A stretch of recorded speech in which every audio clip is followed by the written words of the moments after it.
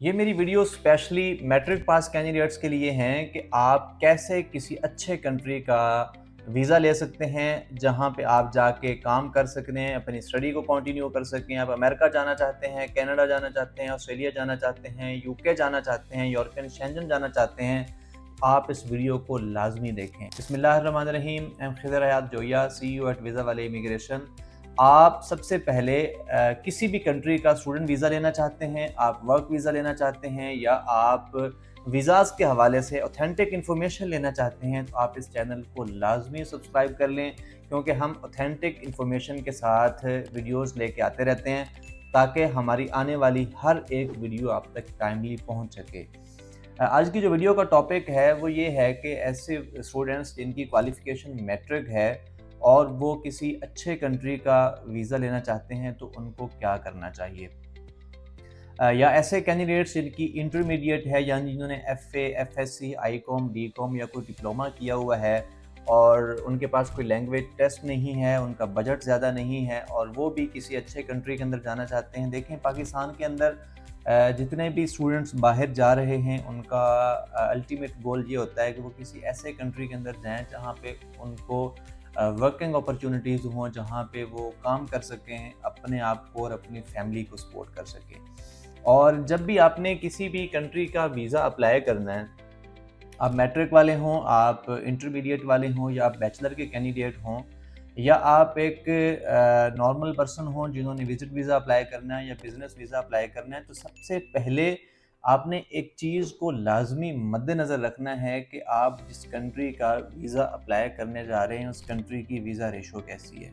क्योंकि आप पाकिस्तान से अप्लाई करने वाले हैं, तो पाकिस्तान से वीज़ा रेशो आपने लाज़मी देखनी है, क्योंकि ऐसे ना हो कि आप किसी कंट्री का वीज़ा अप्लाई करें और अल्टीमेटली आपका वीज़ा रिजेक्ट हो जाए। रिजेक्शन होने की सूरत में आपको रिस्क ऑफ लॉस कितना है, क्योंकि दुनिया के जिस भी कंट्री का वीज़ा अप्लाई करेंगे, उसके ज़ाहिर है कुछ ना कुछ चार्जेस आएँगे और अगर आपका रिस्क ऑफ लॉस जहाँ पे आपको लग रहा है कि रिस्क ऑफ लॉस ज़्यादा है, तो आपको वहाँ पे उस कंट्री के हवाले से मज़ीद तसल्ली करनी चाहिए। किसी एक चीज़ के ऊपर रिलाय ना करें, इधर-उधर से कन्फर्म कर लें। आजकल इंटरनेट का दौर है, आप उसके कंट्री के हवाले से कोई वीडियो निकाल के भी देखेंगे, इधर-उधर से डाटा इकट्ठा करेंगे तो आपको पता चल जाएगा। अब वो कैंडिडेट जो मैट्रिक वाले हैं, उनको क्या करना चाहिए? वो ऐसा क्या करें कि वो 100% वीज़ा सिक्योर कर लें, किसी नुकसान से बच जाएँ? तो हमारे पास जो कैंडिडेट आते हैं या मुझे अप्रोच करते हैं या मेरी टीम को अप्रोच करते हैं कि हमें सर वीज़ा चाहिए ऐसे कंट्री का, तो हम उनको कुछ ऑप्शंस देते हैं, गाइड करते हैं कि आप इन कंट्रीज़ में अप्लाई कर लें जहाँ पे वीज़ा आपका लग जाएगा। और फिर बच्चे उन चीज़ों के ऊपर रिलाय नहीं करते, क्योंकि हमारा जो माइंडसेट है वो ये बना हुआ है कि हमने जाना यूके ही है, जाना अमेरिका ही है, जाना ऑस्ट्रेलिया ही है, जाना जर्मनी या इटली ही है और हमारी प्रोफ़ाइल क्या है, मैट्रिक या इंटरमीडिएट जिसमें मार्क्स परसेंटेज कम है, हमारी कोई अच्छी प्रोफ़ाइल नहीं है। जब ऐसी प्रोफ़ाइल होगी, तो उस प्रोफ़ाइल के साथ आप डायरेक्टली यूके अप्लाई करेंगे, आपका वीज़ा नहीं लगेगा। आप उस प्रोफ़ाइल के साथ अमेरिका अप्लाई करेंगे, वीज़ा नहीं लगेगा, क्योंकि आप अभी फ्रेश कैंडिडेट हैं। यहाँ पाकिस्तान में एक अच्छी प्रोफ़ाइल का बंदा जिसका बिज़नेस है और अगर उसकी ट्रैवल हिस्ट्री नहीं है, तो उसको भी अच्छे कंट्री का वीज़ा लेने में काफ़ी मुश्किलात पेश आती हैं।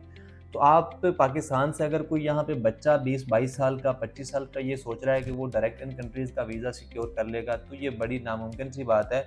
अगर 100 में से किसी एक का लग जाए तो हो सकता है, अदरवाइज़ अगर हम एवरेज की बात करें तो एवरेज में ऐसा नहीं होता। हम बच्चों को ऐसी सिचुएशन गाइड करते हैं, लेकिन उनको समझ नहीं आता। फिर वो इधर-उधर हाथ-पाँव मारते हैं, फिर वो किसी और के हत्थे चढ़ते हैं, फिर वहाँ से वो अपना अमेरिका अप्लाई करवाते हैं या कनाडा अप्लाई करवाते हैं और उनको सुनहरे ख्वाब दिखाए जाते हैं। फिर अल्टीमेटली उनका वीज़ा रिजेक्ट होता है, वो नुकसान करवाते हैं, नुकसान करवाने के बाद वो फिर वापस आते हैं कि अब हमें क्या करना चाहिए। देखिए, हमने आपको पहले ही बता दिया था कि आप ये जो करने वाले हैं, आप किसी ऐसे ऑप्शन की तरफ जाएँ जहाँ पे कम से कम आपको वीज़ा तो मिले, आप अपनी थोड़ी प्रोफ़ाइल तो बिल्ड करें, फिर आप आगे चले जाएँ। डायरेक्ट अगर आपने एक पहाड़ की चोटी पे चढ़ना है तो डायरेक्टली तो नहीं चढ़ेंगे ना, ज़ाहिर है कि उसकी कुछ पगडंडी होगी, कुछ उसका ट्रैक होगा, उस ट्रैक के ऊपर आहिस्ता-आहिस्ता जाएँगे। यहाँ पे हमारे बच्चों को डायरेक्ट छलांग लगानी है ऑस्ट्रेलिया की, यहाँ डायरेक्ट छलांग लगानी है अमेरिका की, तो ऐसे नहीं होता। अगर आप ये चाहते हैं कि आप इन कंट्रीज़ में अल्टीमेटली आपका ये ड्रीम है कि आपने अमेरिका जाना है, आपने यूके जाना है, आपने कनाडा जाना है, आपने ऑस्ट्रेलिया जाना है, तो आपको क्या करना चाहिए? अगर आप मैट्रिक पास हैं तो आपके पास बहुत अच्छे ऑप्शंस आपको मिल जाते हैं। जस्ट लाइक अगर हम मैट्रिक वाले बच्चों की बात करें तो मलेशिया के अंदर आपको डिप्लोमास मिल जाते हैं। ऐसे डिप्लोमास मिलते हैं जो कि आप अगर वहाँ जाके करते हैं तो वहाँ करने में आपको 2.5 ईयर्स के डिप्लोमास हैं। आप डिप्लोमा कंप्लीट करते हैं तो आपकी साथ में एफएससी समझे हो जाती है और आप बैचलर डिग्री के दूसरे साल में डायरेक्ट एडमिशन ले सकते हैं। ये डिप्लोमा कोई फ़िज़ूल डिप्लोमा नहीं है जिसमें आपको कोई मसला होगा कि आपकी कोई डिग्री में ये काउंट नहीं होगा। ये डिप्लोमा एक्विवेलेंट है आपकी एफएससी, बल्कि एफएससी से भी ज़्यादा है। इसके अंदर आपकी 13 ईयर ऑफ एजुकेशन हो जाएगी। और आप क्या करेंगे, ये डिप्लोमा जब आपने कर लिया, उसको करने के बाद आपको यूके, यूएसए, ऑस्ट्रेलिया, कनाडा, इन कंट्रीज़ की जो यूनिवर्सिटीज़ हैं वहाँ पे आप बैचलर डिग्री के दूसरे साल में एडमिशन ले सकते हैं। पाकिस्तान से अगर आप कर रहे हैं एफएससी है तो आप बैचलर डिग्री के पहले साल में जाएंगे। ये डिप्लोमा अगर आपने कर लिया तो आप बैचलर डिग्री के दूसरे साल में जाएंगे। आपका इस तरह से एक साल वो भी बच जाएगा।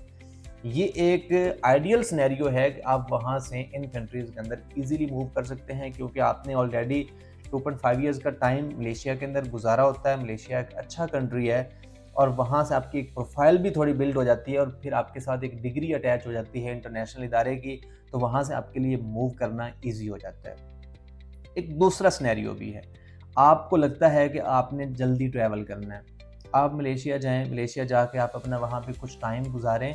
कुछ टाइम गुज़ारने के बाद जैसे ही आपको कोई ब्रेक आती है, छुट्टियाँ आती हैं आपके कोर्स के दौरान, आप वहाँ पे कोई नियरेस्ट एक आध कंट्री विज़िट कर लें और उसके बाद आप विज़िट वीज़ा के ऊपर भी इन कंट्रीज़ के ऑप्शन ले सकते हैं, क्योंकि जब आप मलेशिया से अप्लाई करेंगे तो उसकी वीज़ा रेशो अच्छी आएगी पाकिस्तान की निस्बत।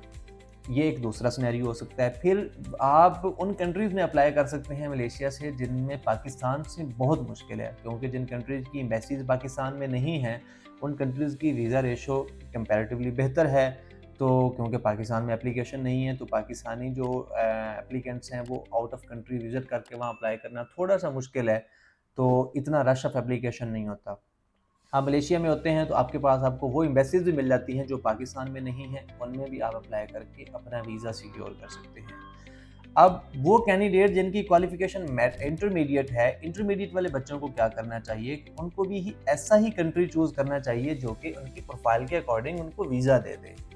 अगर आपकी 80 परसेंटेज से अबव है इंटरमीडिएट में, आपके पास आईएलटीएस के 6 प्लस बैंड्स हैं, आपके पास फाइनेंशियल आपके स्ट्रॉन्ग हैं, तो फिर आप बेशक यूके अप्लाई करें, ऑस्ट्रेलिया अप्लाई करें, यूएसए करें, कनाडा करें, कहीं भी करें, आपके चांसेस हैं, लग सकता है। लेकिन अगर आपकी प्रोफाइल 50% है या 50% से बिलो है, आपके पास आपका 3-4 साल का स्टडी गैप भी है, आपके पास कोई लैंग्वेज टेस्ट नहीं है, तो आप वो कंट्री चूज़ करें जहाँ पे आप चले जाएँ।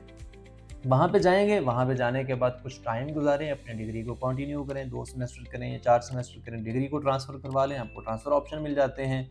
या ट्रांसफ़र नहीं करवाना तो डिग्री कंप्लीट करके आगे मास्टर के लिए किसी अच्छे कंट्री में मूव कर जाएँ। देखें, आपने अगर शॉर्टकट अपनाना है तो शॉर्टकट अपनाने के चक्कर में 1-2 साल मज़ीद ज़ाया करवा लेंगे, वीज़ा भी नहीं लगना और नुकसान बहुत कर लेंगे और अल्टीमेट आपको डीमोटिवेशन और स्ट्रेस मिलना है, इसके अलावा कुछ नहीं मिलना।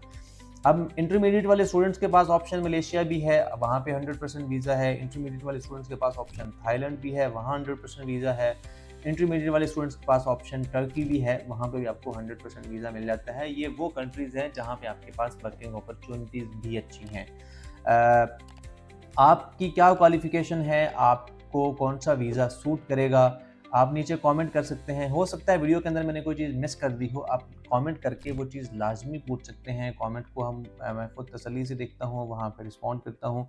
आप वहाँ पे अपनी असेसमेंट आप हमसे करवा सकते हैं और अगर आपको लगता है, आपको मेरी बात कुछ समझ आई है और आपको लगता है कि आपको इन कंट्रीज़ में से किसी का प्रोसेस करवाना है, आप हमारी ब्रांचेज़ हैं, इनको विज़िट कर सकते हैं। ऑनलाइन भी हमारी टीम से कॉन्टैक्ट करके अपना प्रोसेस करवा सकते हैं। वीडियो अच्छी लगी है, इसको लाइक करें, दोस्तों के साथ शेयर करें। Thank you so much.